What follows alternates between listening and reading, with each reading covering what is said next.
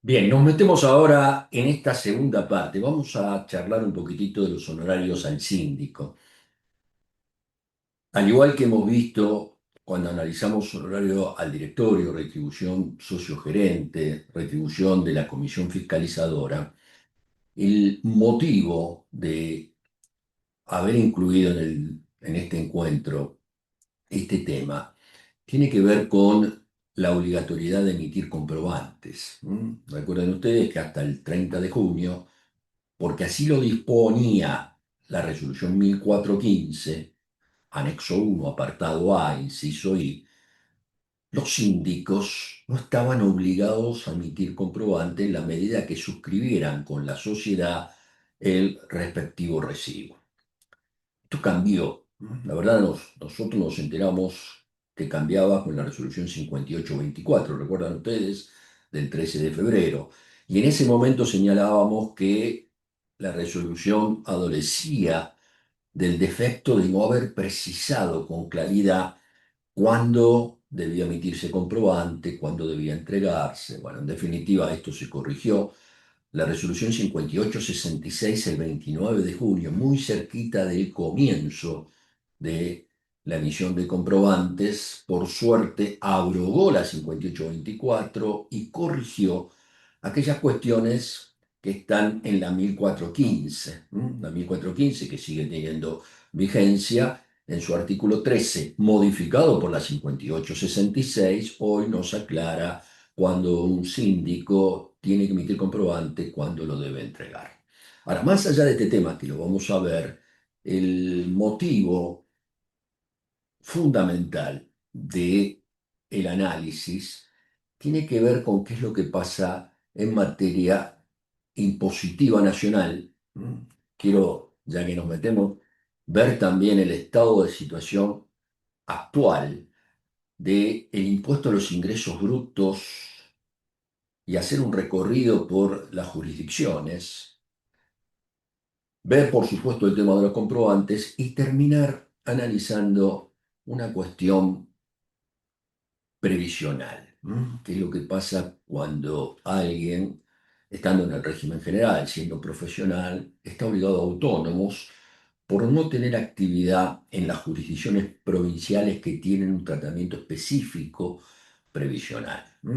Supongamos el caso de un contador que no tiene actuación en provincia de Buenos Aires, tiene actuación exclusiva acá en Capital Federal, y entonces todos sabemos que está obligado a autónomos. Si ese contador a su vez es administrador de sociedades, ver cuándo tiene que tributar en forma previsional en la tabla 1, que es mucho más alta, categoría 3 a 5, o en la tabla 2 profesional, que tiene solo la categoría 1 y 2.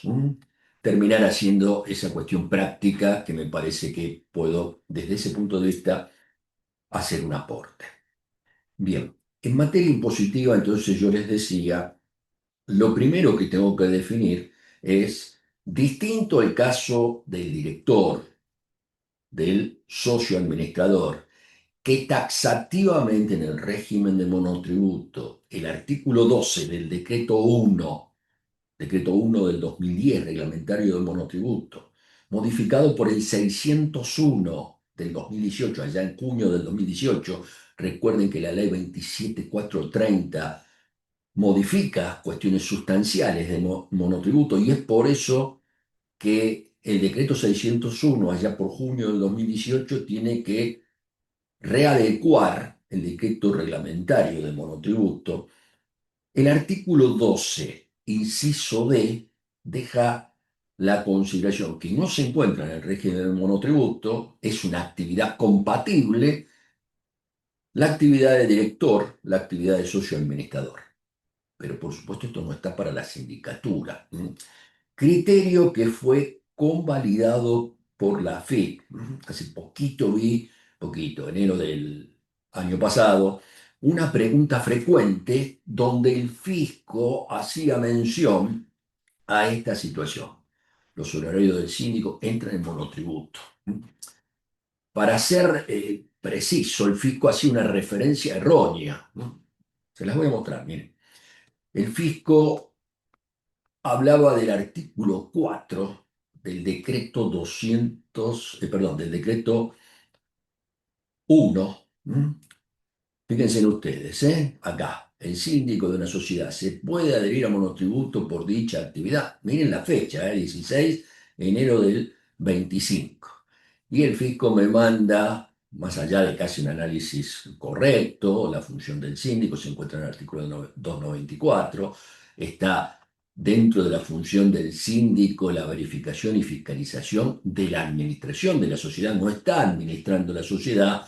La referencia está equivocada porque habla del decreto 4 del decreto 1 del 2010, que el 601 en el año 2018 lo deroga este artículo cuarto. Pero bueno, más allá de esta cuestión, porque es una cuestión trivial, pero eh, me duele cuando el organismo no aplica la normativa vigente. Si no le aplica el organismo la normativa vigente, ¿qué queda para el resto? Bien, entonces, sabiendo que los honorarios del síndico entran dentro del régimen de monotributo, recuerden que, en definitiva, la sindicatura la ejerce un profesional, puede ser contador, abogado, forma parte de la actividad profesional. Recuerden entonces que el régimen de monotributo es opcional y es el contribuyente el que va a optar en la medida que pueda estar, en la medida que tenga las condiciones para ser contribuyente en monotributo. Si no opta o no tiene la posibilidad de estar dentro del régimen de monotributo, estamos hablando de un profesional que está dentro del régimen general.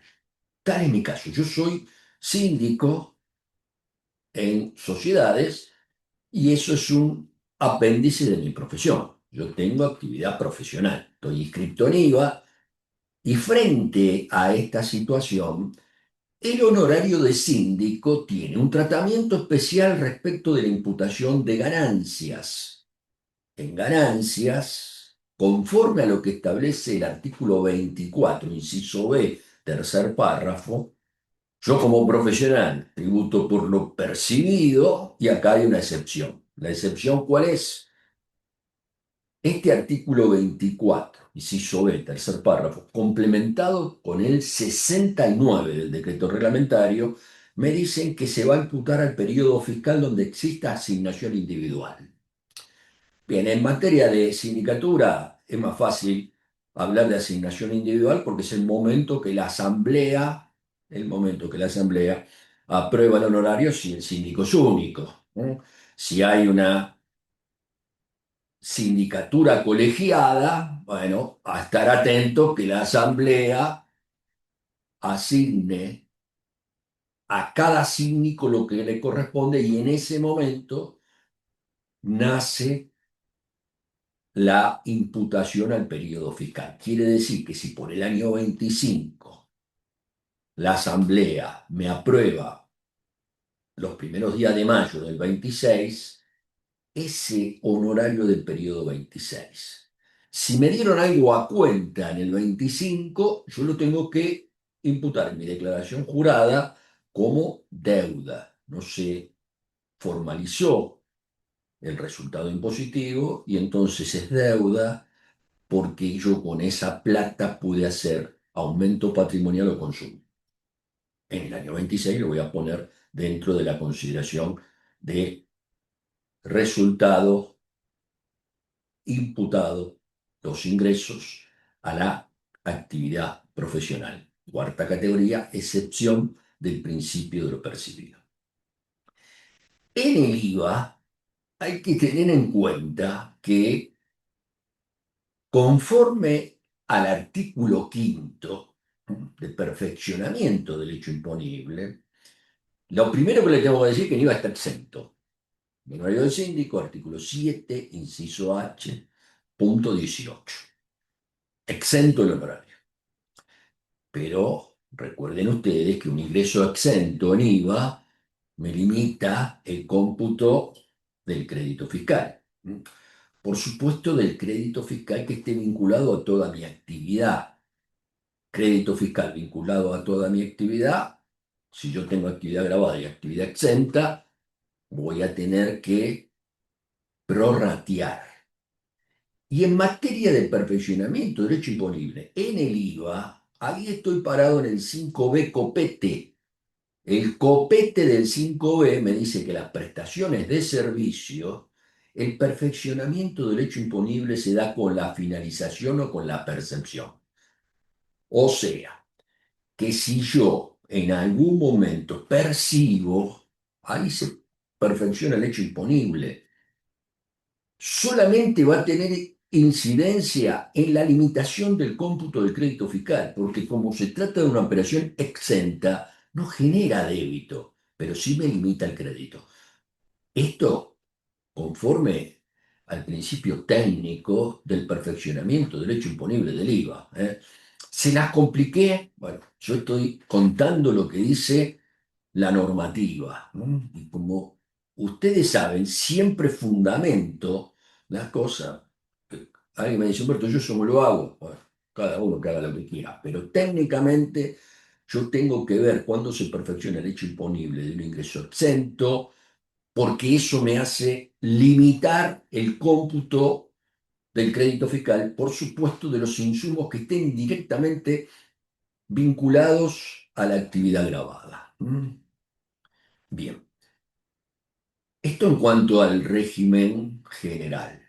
Ahora se las voy a complicar un poquitito más cuando hablemos de monotributo. Si yo estoy en monotributo, recuerden que el régimen es opcional.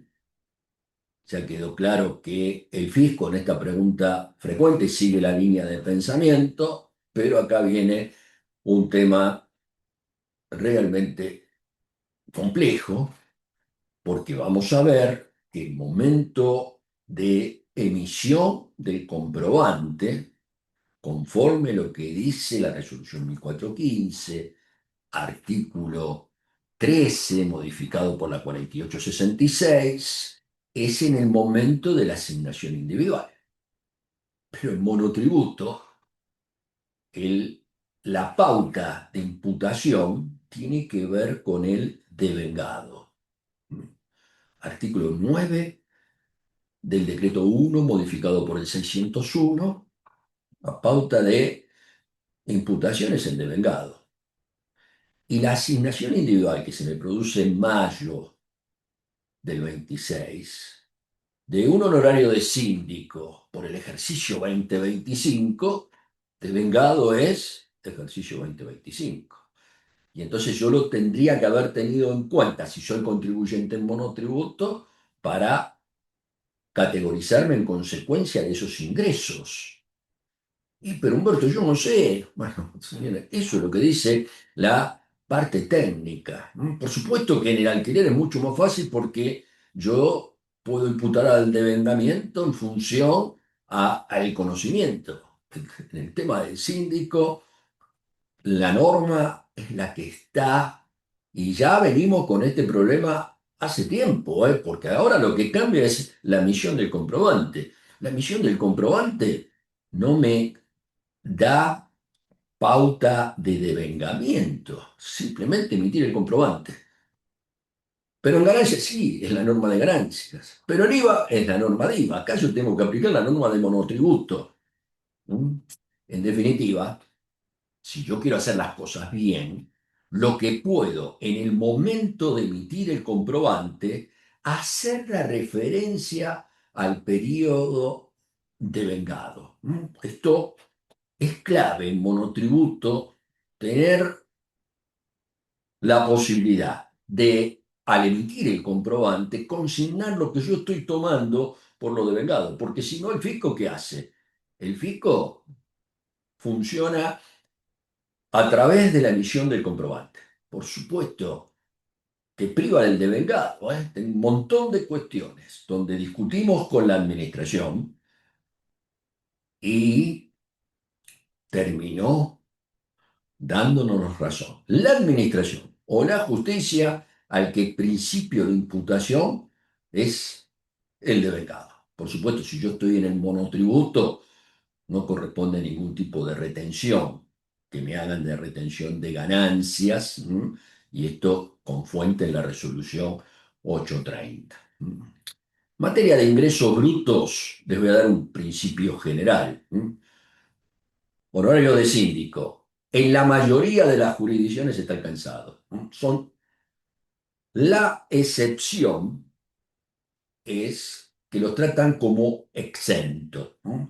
Donde Santa Fe, Córdoba y Cava con alguna cuestión, con algún matiz para analizar.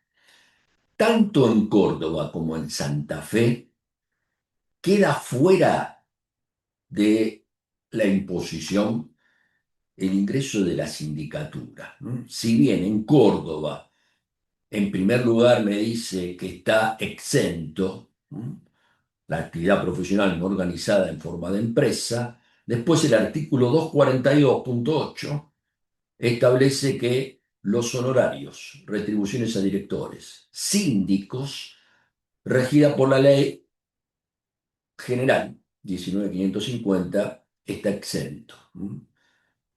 Fíjense en ustedes que en Santa Fe la redacción es similar.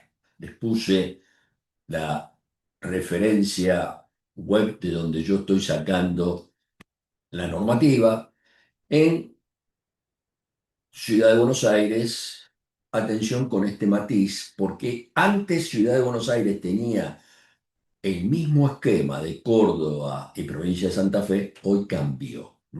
Y entonces hoy tengo exento la actividad profesional no organizada en forma de empresa, pero cuando hablamos de la exención, no aparece la sindicatura. Entonces, si bien estoy hilando muy finito, estoy convencido que es así.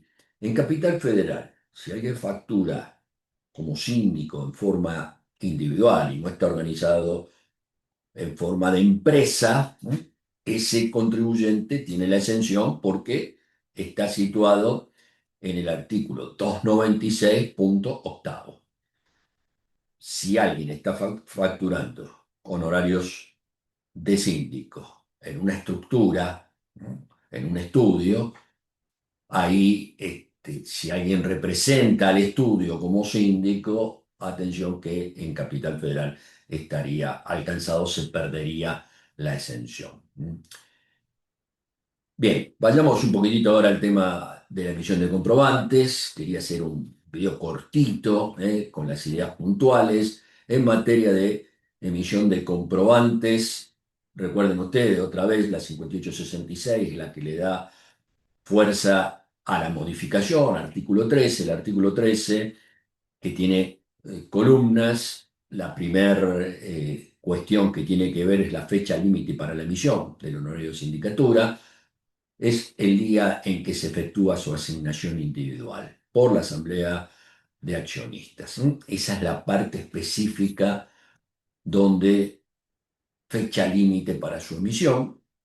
Esto no quiere decir que yo me lo pueda emitir antes para actuar en función del devengamiento. Si soy un contribuyente en monotributo, en definitiva, esta es la fecha límite.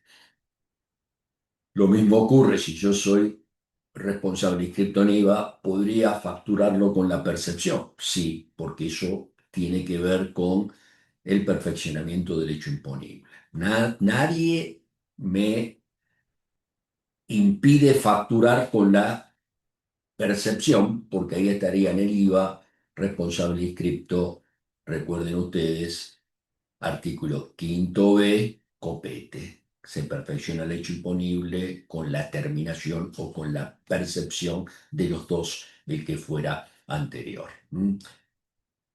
La obligación de entrega siempre es a los 10 días corridos contados de la fecha de emisión. Hoy esto es fácil hacerlo, todos hacemos el comprobante en forma electrónica y automáticamente una vez que hacemos el comprobante lo mandamos vía email, o sea que la entrega siempre está asegurada dentro del plazo que establece el artículo 13 de la 1415, y tengan presente que si se trata de un responsable inscripto va a tener que emitir comprobante A o B.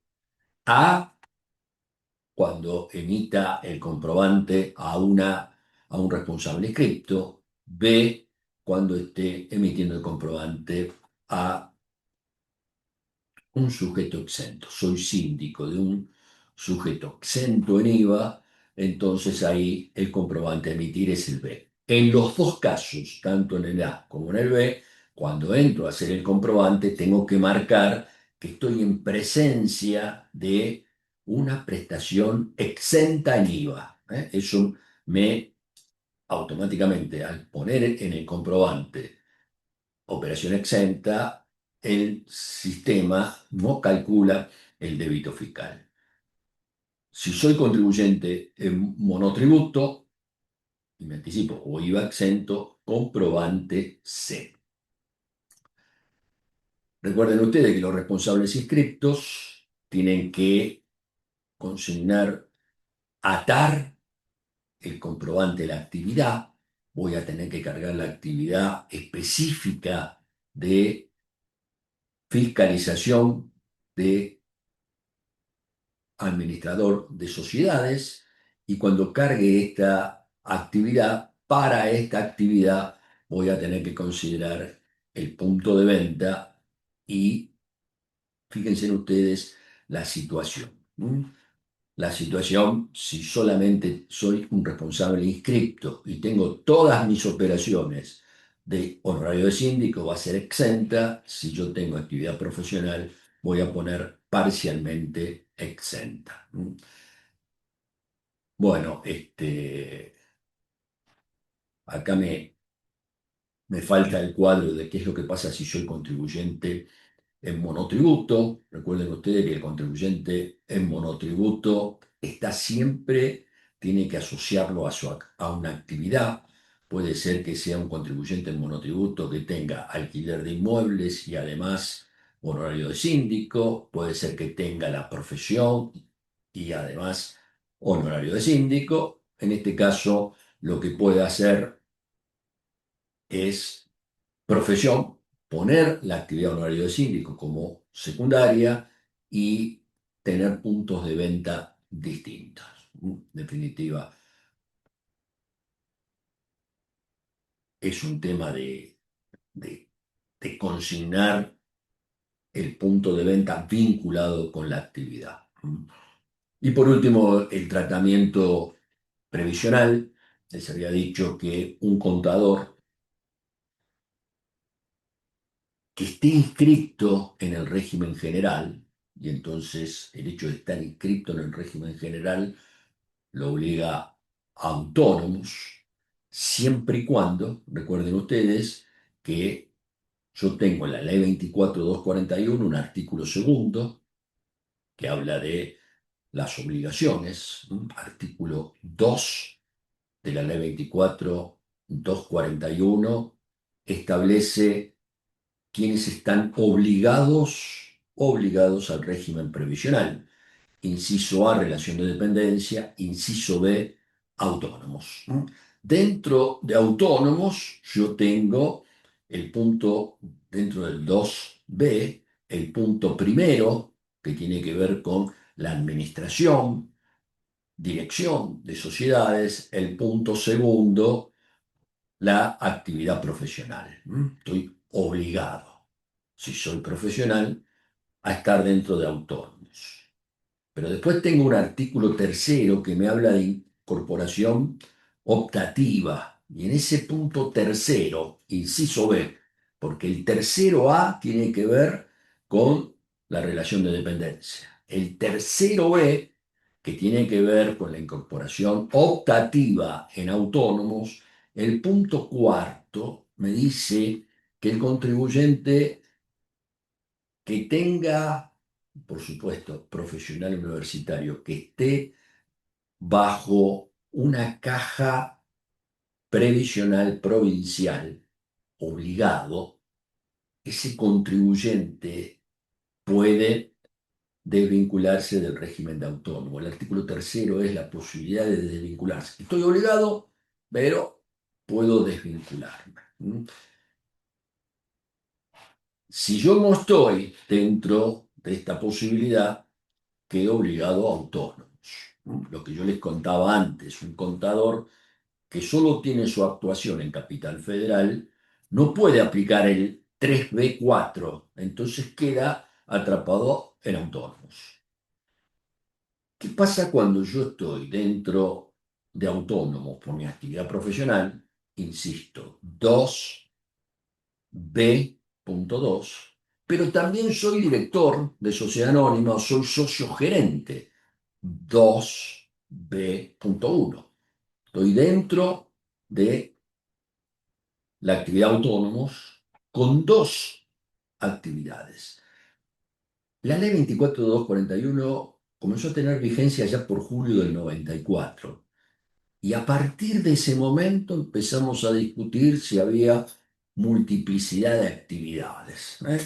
Por supuesto, nosotros no decíamos que había multiplicidad de actividades, pero el fisco sí.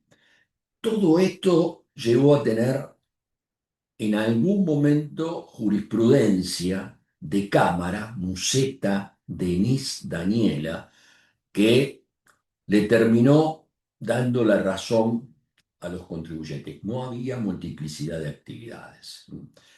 Y recién quedó en la normativa a través del decreto 1866, un decreto de diciembre del 2006.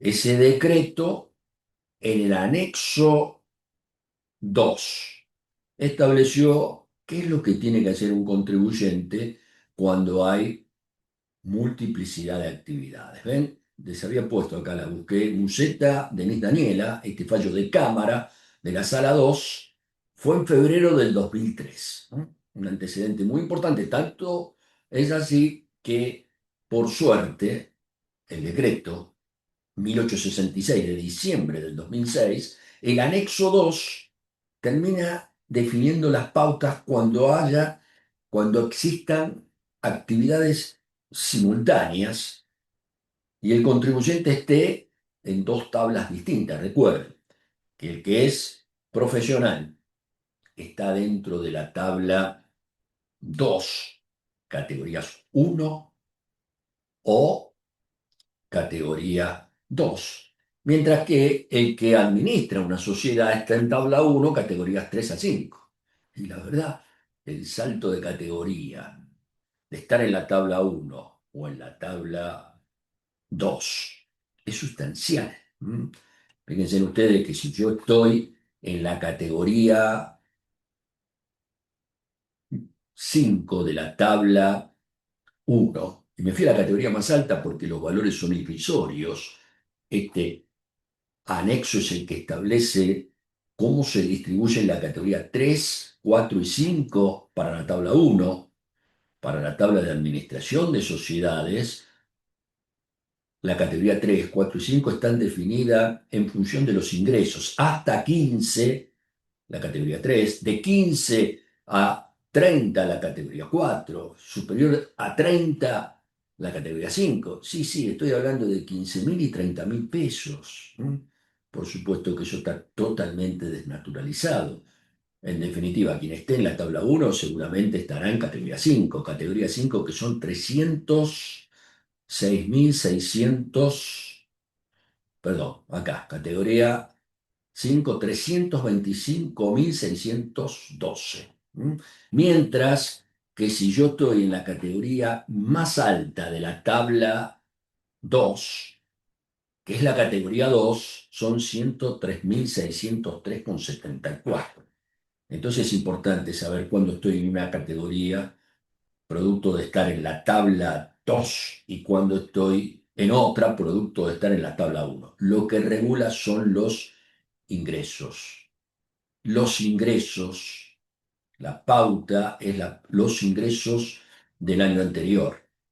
Y entonces los ingresos que voy a tener que considerar son los ingresos profesionales frente a los ingresos por el cargo de administración. Dentro de los ingresos profesionales va el honorario de síndico, de los ingresos del director, socio gerente, honorarios del director, retribución del socio gerente, solo se computa esa cuestión, la cuestión específica del honorario del director y de la retribución del socio gerente, quedando fuera de consideración si el director o el socio gerente tiene ingresos en relación de dependencia, aun cuando los ingresos en relación de dependencia sean con la misma sociedad, quedan fuera. En definitiva, es importante conocer esto porque muchas veces puedo, en la asignación del honorario del director, en la asignación de la retribución del socio administrador, ahorrarme lo que voy a pagar de autónomos en el periodo siguiente. Bien, les mando un fuerte abrazo, espero que les haya sido útil. Pasamos a ver el siguiente tema. Gracias, ¿eh?